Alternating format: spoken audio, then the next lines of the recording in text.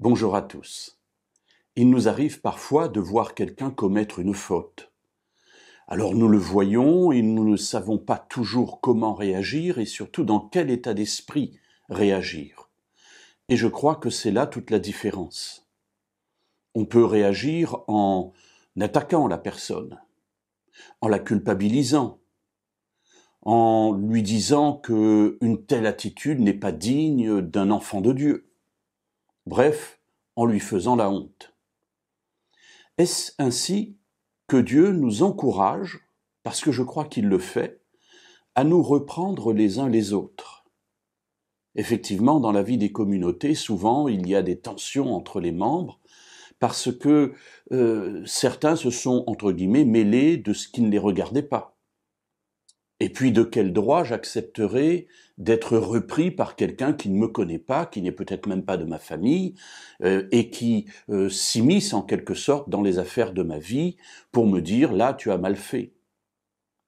Alors, la Bible nous donne des pistes de réflexion sur ce sujet, et l'une d'entre elles se trouve dans la lettre de Jacques.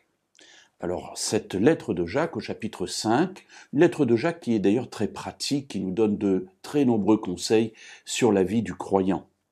Et dans le chapitre 5, et au verset 19 et 20, il est dit « Mes frères, si quelqu'un parmi vous s'est égaré loin de la vérité, et qu'un autre l'y ramène, sachez que celui qui ramène un pécheur de la voie où il s'était égaré sauvera une âme de la mort, et couvrira une multitude de péchés. » Alors beaucoup de choses dans ces deux paroles qui d'ailleurs terminent la lettre de Jacques. Il termine ce courrier qu'il envoie par cet encouragement et cet enseignement.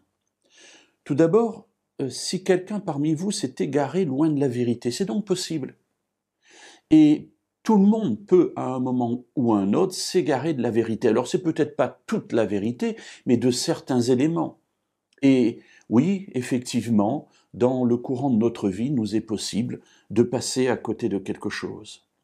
Et si quelqu'un l'y ramène, alors comment est-ce qu'il va l'y ramener? Eh bien justement, en le reprenant. Alors, suivant la manière dont on va reprendre la personne, on va favoriser son retour, ou au contraire, on va l'empêcher de revenir.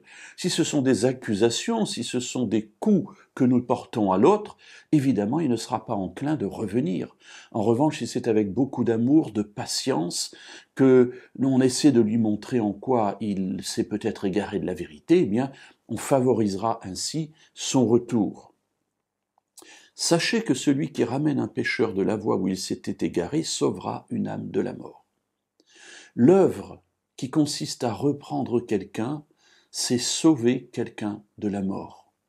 Et c'est quelque chose de beau, d'ailleurs il termine en disant « il couvrira une multitude de péchés ». Ce qui veut dire que lorsque je vais vers quelqu'un pour le reprendre, je ne vais pas, en ayant déjà raconté tout ce qu'il a fait à toute la communauté, à tous ses voisins, à tous ses amis, à toute sa famille, parce que sinon je ne couvre pas les péchés, au contraire je les divulgue, mais je vais le reprendre seul à seul, comme Jésus nous y encourage dans l'Évangile selon Matthieu au chapitre 18 notamment. Donc, je fais cela discrètement, je fais cela avec beaucoup d'amour. Et mes amis, je suis persuadé que si un jour il vous arrive d'être repris dans un tel état d'esprit, eh bien il sera beaucoup plus facile effectivement de revenir. Et à ce moment-là, nous aurons fait une œuvre qui couvrira une multitude de péchés et qui ramènera effectivement une personne de la mort.